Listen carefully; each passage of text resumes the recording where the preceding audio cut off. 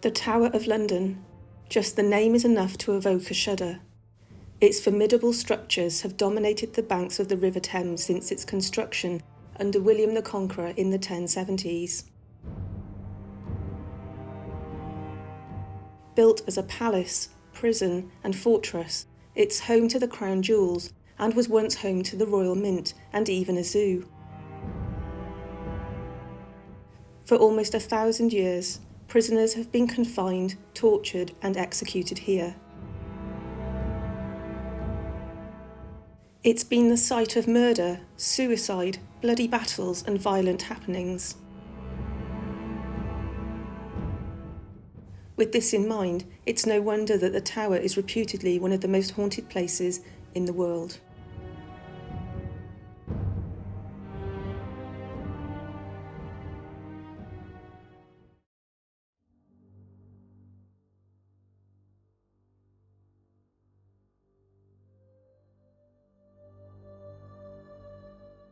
Parallel to the Thames is the section called Water Lane. The water entrance is known as Traitors Gate. Many individuals accused of treason were brought to the tower by boat for trial.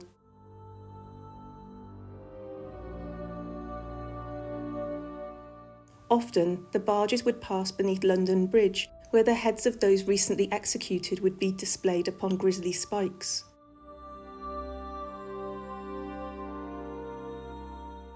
Prisoners would pass through the gate on their way to be held, and for many it was the last chance to witness the world outside of the tower.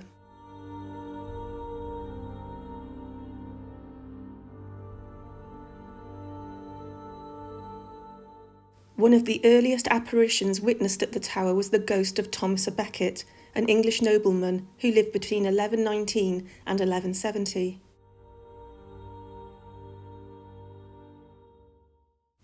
Henry II made him Chancellor, and he went on to become the Archbishop of Canterbury. The king's friendship with the Archbishop was put under pressure when it became clear that Becket would stand up for the Church in its disagreements with the king.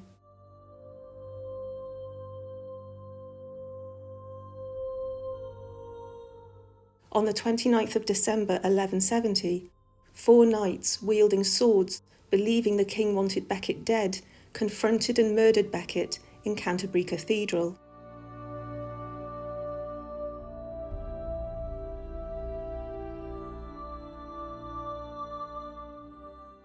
His death was brutal.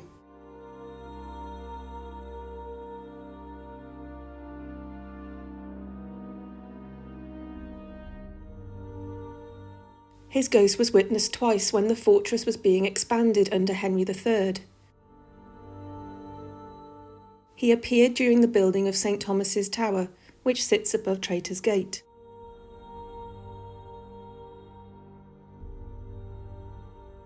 His apparition appeared on St. George's Day 1240, when the construction was nearly finished. With his appearance, the foundations buckled and the structure fell into pieces, as though it had been subjected to an earthquake. Over the next 12 months, work resumed to rebuild the ruins.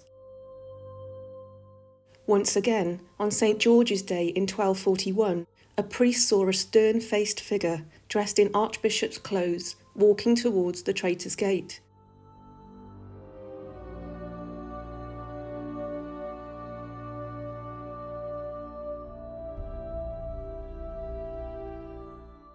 The apparition struck the walls with the cross he was carrying, and yet again the structure fell apart.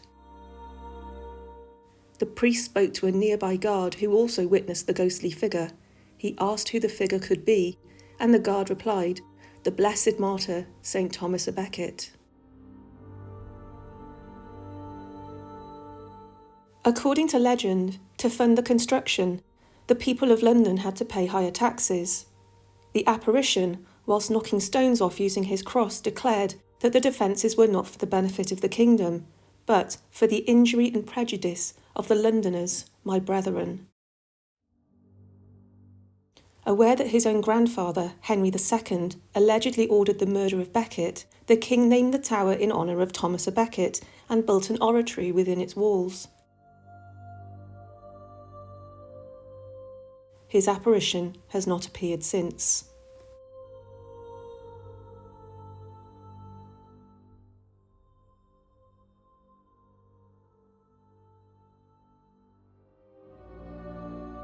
Possibly the most famous and persistent ghost seen at the Tower of London is the tragic and mournful apparition of Anne Boleyn.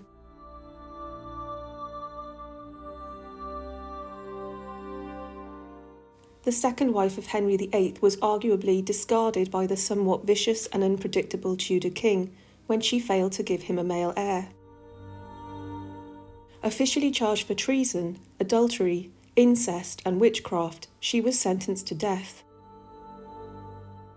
There is little doubt that Henry VIII was beginning to form a pattern of ridding himself of wives that had become an inconvenience to his reign and successors.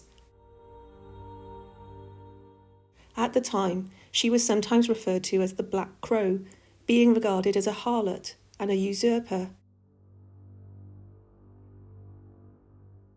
But many historians regard her as a woman of ambition, intelligence and beauty, who perhaps threatened the king's ambition and vitality at that time. She was executed on Tower Green, within the walls of the Tower of London, on May the 19th, 1536, and her remains were laid to rest in the Chapel Royal of St. Peter ad Vincula, within the Tower of London.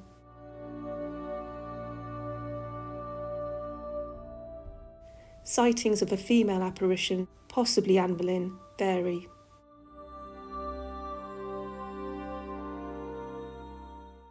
A headless apparition has been witnessed near to what was previously known as the Queen's House, now under King Charles III, the King's House, on the southwest corner of Tower Green and in the vicinity of St. Peter ad Vincula Chapel.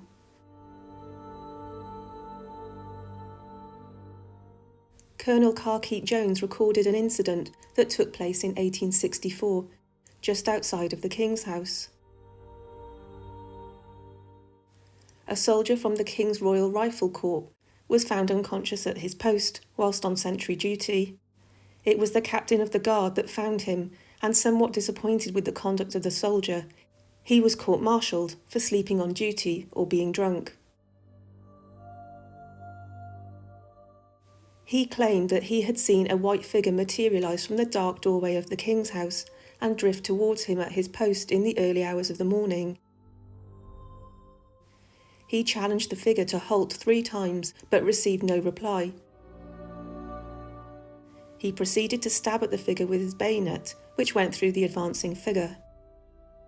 2 other senior officers in the regiment corroborated his story that they had seen the same figure at the same time, witnessed the soldier attempt to use his bayonet, and heard his cries of terror before collapsing. Additionally, several other guardsmen testified that they had seen a similar figure at the same location. The sentry was acquitted.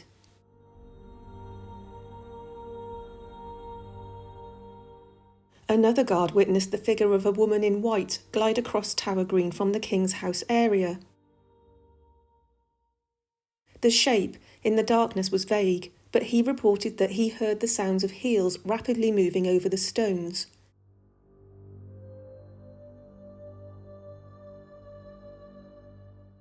He watched in silence as the figure headed towards the green, where he was shocked to see the figure appeared to be headless. He fled from his duty in terror, but once again was acquitted. Other guardsmen have witnessed a similar headless figure, pale blue in colour, rise out of the ground near the Bloody Tower, including a sighting in 1933. Startled, the guard thrust with his bayonet, but to no avail. The figure slowly vanished. In 1972, a 9-year-old girl named Joan, visiting London from her home in the north of England, had a vision of the death of Anne Boleyn and saw the execution replayed. This was the first time Joan had been to the Tower and took place during a family holiday to London. Whilst on a tour, the guide, whilst reciting the names of those executed by axe on Tower Green, included the name Anne Boleyn.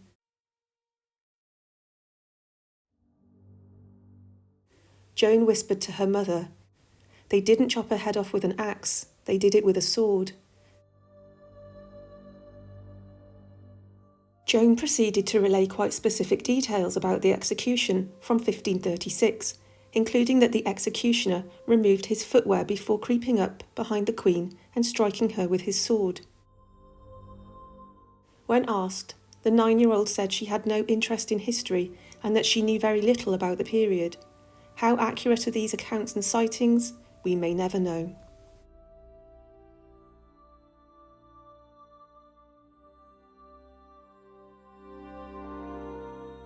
Henry Percy, the 8th Earl of Northumberland, was imprisoned in the Tower 3 times during his life. He became an MP for a district of Northumberland, and Queen Elizabeth I gave him command of troops when war broke out in Scotland in 1560.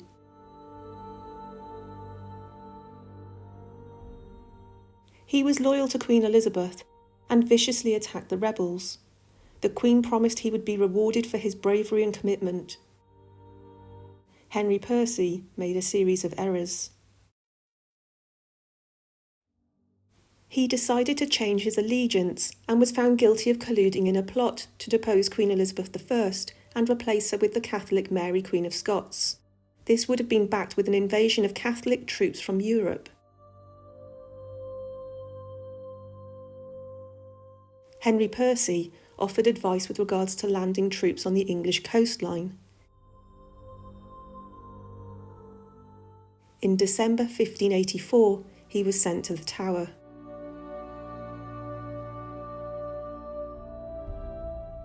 He used the walkways either side of the Martin Tower to exercise, and the area became known as Northumberland Walk.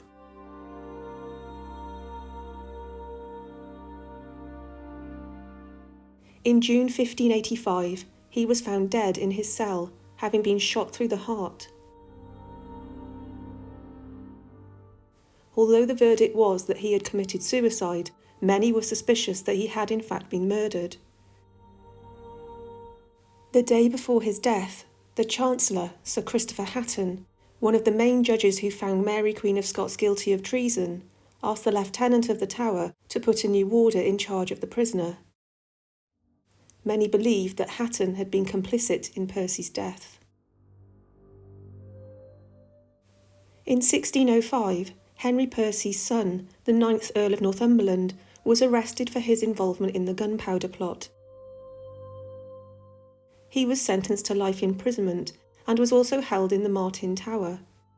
He was eventually released in 1621, and whilst he didn't die in the Tower, his ghostly figure, along with his father, supposedly still remains. Ghostly figures are said to appear nightly and have startled many sentries on the ramparts. It became that sentries were too scared to patrol the area, and Sir George Younghusband, the keeper of the Crown Jewels between 1917 and 1944, decided that sentries should patrol the area in pairs.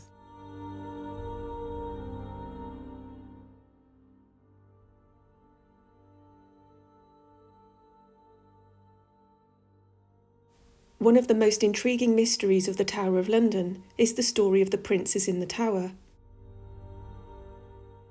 There is always a debate as to whether the princes were imprisoned in the Bloody Tower, previously called the Garden Tower, or the White Tower, or even both, but their apparitions have been seen in both locations.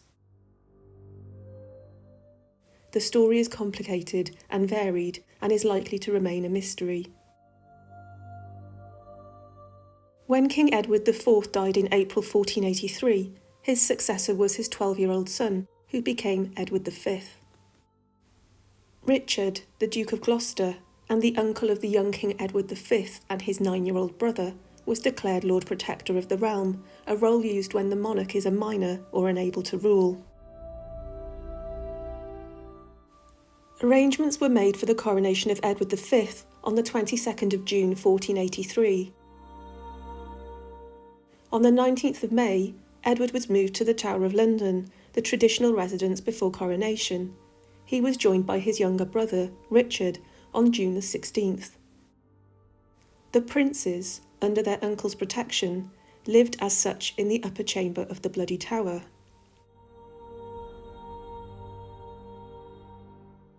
In June, Edward IV's marriage to the prince's mother, Elizabeth Woodville, was pronounced to be invalid, and this ruling meant that neither princes could legally succeed their father. The prince's uncle, Richard, therefore became next in line of succession, and only a few weeks later he became King Richard III. There are reports of the two princes playing in the grounds of the tower just after Richard arrived, but it seems that the princes started to suspect they'd become prisoners in the tower. Dominic Mancini, an Italian friar who visited London in the spring and summer of 1483, wrote that after Richard III was crowned king, Edward and his younger brother Richard were taken into the inner apartments of the tower, possibly the White Tower, and then were seen less and less until they disappeared altogether. Mancini wrote that during this period, Edward was regularly assessed by a doctor, who reported that Edward, like a victim prepared for sacrifice, sought remission of his sins by daily confession and penance, because he believed that death was facing him. There are no recorded sightings of either of them after the summer of 1483. Their fate remains a mystery. Rumours spread across the kingdom and even to Europe that they had been murdered by their uncle Richard III or his courtiers. Other than their disappearance, it is important to recognise there is no conclusive proof of murder or Richard III's involvement. How and why the princes vanished is still a mystery. In 1674, whilst a staircase in the White Tower was being demolished, workmen discovered bones belonging to two children. The bones were described as having pieces of rag and velvet attached to them. King Charles II believed them to be the remains of the princes, and they were relocated to Westminster Abbey. Some forensic testing of the bones has occurred, but hope that more modern tests would be carried out were not given permission by the Church of England and the late Queen Elizabeth II. King Charles III, who has an interest in archaeology, has mentioned to the joint curator of the historic royal palaces that he would like an investigation to go ahead. The spirits of the young boys have been seen in the Bloody Tower, dressed in white nightgowns and standing hand in hand before vanishing into the stones. They were witnessed at the end of the 19th century. The daughter of a yeoman warder reported a sighting of the boys during the First World War. She believed that her bedroom was the very room in which the princes were murdered. As she ascended the spiral staircase to enter her bedroom, she opened the door and was surprised to see two boys in funny clothes sat on her bed. She cried out to her parents to come quickly, but by the time they arrived there was nothing to see, but the room itself was abnormally cold. Some visitors to the tower claim to have captured images of the two princes. The authenticity of such photographs might be questioned, especially with modern digital technology.